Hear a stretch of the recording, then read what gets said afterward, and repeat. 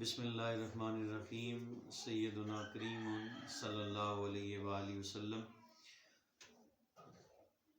فہم شریعت کورس کے ساتھ آپ کا خادم امجد علی امجد چشتی حاضر ہے، اور آج ہم اپنے تیسرے سبق کے حوالے سے گفتگو کریں گے۔ الحمدللہ ہم نے وضو کے حوالے سے اور غسل کے حوالے سے دونوں اسباق کے اندر کافی ساری چیزیں سیکھیں، اور اس کا کافی اچھا فیڈ بیک بھی آیا۔ امید ہے انشاءاللہ تعالی آج کا سبق بھی آپ کے لیے بہت زیادہ فروٹفل ہوگا۔ تو آج ہم نماز سے اپنے تیسرے سبق کا آغاز کریں گے۔ آج کے سبق میں ہم نماز کے اوقات اور اس کے علاوہ جو نماز شروع کرنے سے پہلے شرائط ہیں ان کا ذکر کریں گے۔ سب سے پہلے تو یہ سمجھنے کی ضرورت ہے کہ نماز اہل ایمان پر اللہ کریم نے وقت کے اوپر فرض کی ہے، مطلب اس کے لیے مخصوص وقت کا ہونا ضروری ہے۔ یہ نہیں ہے کہ جب بندے کی طبیعت کرے تو وہ نماز کے لیے چلا جائے، بلکہ اس کے مخصوص اوقات ہیں۔ اور پھر دوسری چیز یہ ہے کہ نماز فرض ہے، اور اللہ کریم نے نبی کریم صلی اللہ علیہ وآلہ وسلم کو معراج کی رات 50 نمازوں کا تحفہ دیا، اور پھر وہ 5 میں کنورٹ ہوئیں، لیکن ثواب الحمدللہ آج بھی وہ 5 کے بدلے میں اللہ کریم ہمیں 50 ہی کا عطا فرماتے ہیں۔ پھر نماز دین کا ستون بھی ہے، اور یہ بھی فرمایا گیا ہے کہ نماز جو ہے یہ مومن کی معراج بھی ہے، اور یہ بھی کہا گیا ہے کہ نماز جو ہے وہ جنت کی کنجی بھی ہے۔ اور نماز کی اہمیت کا اندازہ اس بات سے بھی لگایا جا سکتا ہے کہ جو نماز قائم کرتا ہے وہ دین کو قائم کرتا ہے، اور جو نماز چھوڑ دیتا ہے وہ گویا دین کو گرا دیتا ہے۔ اسی طرح اور بھی نبی کریم صلی اللہ علیہ وآلہ وسلم نے اپنے فرامین کے اندر جو ہے وہ حدیث مبارکہ کے اندر بے شمار جگہ کے اوپر نماز کے حوالے سے ہماری رہنمائی فرمائی ہے۔ تو نماز کی ہمارے دین کے اندر بڑی اہمیت ہے۔ نماز کے اوقات ہمیں بے شمار چیزیں سکھاتے ہیں، پھر باجماعت نماز سے ہم بے شمار چیزیں سیکھتے ہیں، پھر باجماعت نماز پڑھنے سے، مسجد میں آنے جانے سے بے شمار لوگوں کے حالات، ان کے معاملات کے بارے میں ہمیں آگاہی ہوتی ہے، اور ایک دوسرے کے ساتھ اچھا تعلق بھی بلڈ ہوتا ہے۔ خیر، ہم چونکہ فقہ کے حوالے سے بات کر رہے ہیں تو سب سے پہلی چیز تو یہ اپنے ذہن میں بٹھا لیں کہ نماز فجر کا جو وقت ہے وہ صبح صادق سے لے کر جو ہے وہ طلوع آفتاب تک ہے۔ اس دوران جو ہے وہ فجر کی نماز پڑھی جا سکتی ہے، اور ظہر کی نماز کا وقت جو ہے وہ زوال کے بعد سے لے کر جو اصلی سایہ ہے جب وہ 2 مثل ہو جاتا ہے، جو کسی چیز کا اصل سایہ ہے جب وہ 2 مثل ہو جاتا ہے تو اس وقت تک آپ ظہر کی نماز پڑھ سکتے ہیں۔ پھر اس کے بعد عصر کا وقت شروع ہو جاتا ہے، اور عصر کی نماز کا جو وقت ہے وہ غروب آفتاب سے تھوڑی دیر پہلے تک جو ہے وہ رہتا ہے، اور جو مغرب کی نماز ہے وہ غروب آفتاب سے لے کر جب وہ شفق جو ہوتی ہے، جو سورج غروب ہونے کے بعد وہاں پہ نظر آتی ہے، وہ غائب ہو جاتی ہے، تو اس وقت تک ہوتا ہے۔ اور عشاء کی جو نماز کا وقت ہے وہ پھر صبح صادق تک جو ہے نا وہ عشاء کی نماز کا وقت جو ہے وہ رہتا ہے۔ لیکن مستحب اوقات، خوبصورت اوقات، بہتر اوقات نماز کی ادائی کے حوالے سے وہ یہ ہے کہ فجر کی نماز جب روشنی سفیدی پھیل جائے تو اس وقت پڑھنی چاہیے۔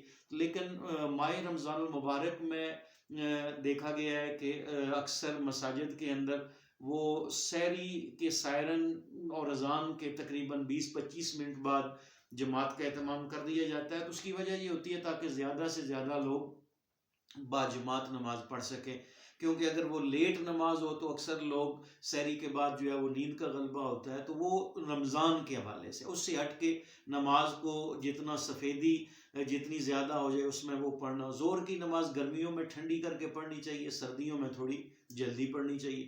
عصر کی نماز سورج کا رنگ بدلنے سے پہلے تک جو ہے نا وہ مؤخر کرنا مستحب ہے۔ عشاء کی نماز مغرب کی نماز تھوڑی جلدی پڑھنی چاہیے، اور جو عشاء کی نماز ہے اس کے اندر جتنی تاخیر کی جائے وہ اتنی بہتر ہے، اتنی مستحب ہے۔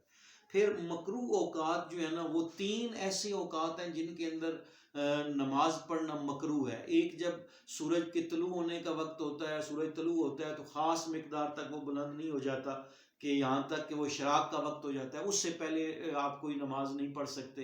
اسی طرح جب سورج بالکل عین نصف النہار کے اوپر ہوتا ہے، جسے ہم اپنی زبان میں زوال کا وقت کہتے ہیں، اس وقت بھی کوئی نماز نہیں پڑھنی چاہیے۔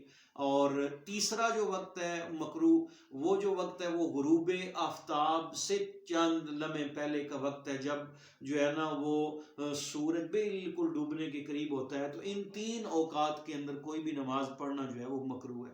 پھر 3 اوقات ایسے ہیں جن میں نفل پڑھنا مکروہ تحریمی ہے۔ آپ ان 3 اوقات میں آپ نے کسی قسم کا کوئی نفل نہیں پڑھنا۔ سب سے پہلے نماز طلوع فجر کے بعد جو فجر کی سنتیں ہیں، فجر کی سنتوں کے بعد اور فرائض سے پہلے آپ نے کسی قسم کی کوئی نفل نماز نہیں پڑھنی۔ اس وقت تک اپنے نفل پڑھیں گے تو وہ مکروہ تحریمی ہے۔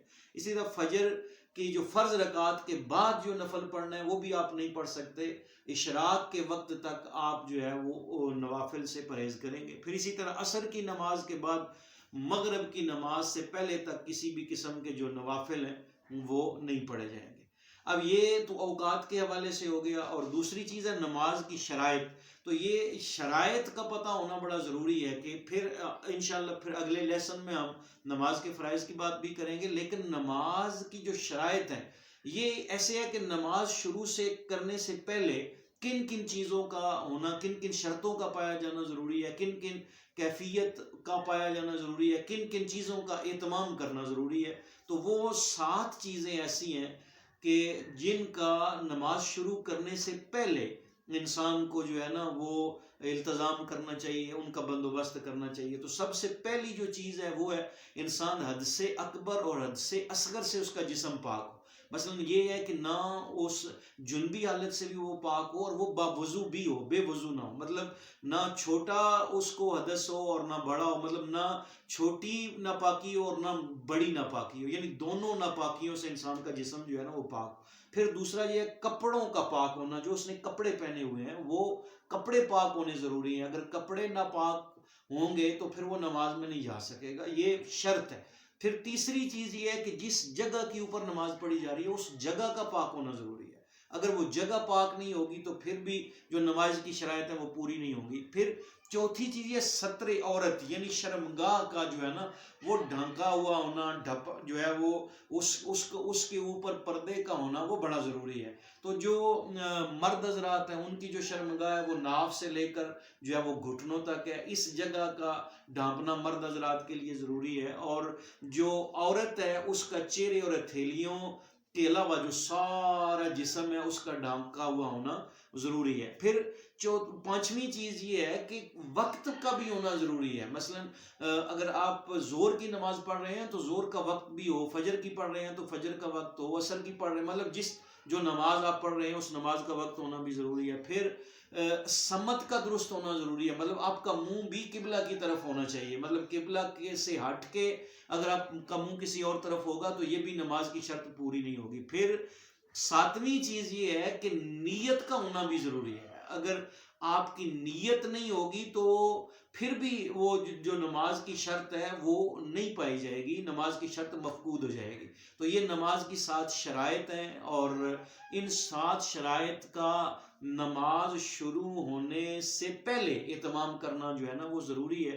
اور آج ہم نے آج کے لیسن میں جو ہے وہ 2 چیزیں ہی سیکھی ہیں، نماز کے اوقات، اور دوسری جو چیز ہے وہ ہے کہ نماز کی شرائط، اور ان دونوں کا التزام ہم نے کرنا ہے۔ پھر اس کے بعد جب انسان نماز شروع کرتا ہے تو اس کے اندر جتنے بھی لوازمات ہیں یا جتنی چیزیں ہیں وہ اگلے لیسن کے اندر ہم جو ہے وہ کریں گے انشاءاللہ ڈسکس۔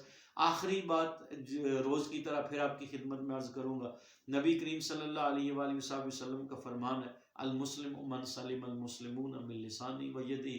مسلمان وہ ہے جس کی زبان اور ہاتھ سے دوسرے مسلمان محفوظ رہیں۔ ہمیں بھی چاہیے کہ ہم اپنی زبان سے کسی کو اذیت نہ دیں، اپنے ہاتھوں سے کسی کو اذیت نہ دیں، اپنے کریکٹر سے کسی کو اذیت نہ دیں۔ اللہ کریم ہمیں آسانیاں تقسیم کرنے کی توفیق عطا فرمائے۔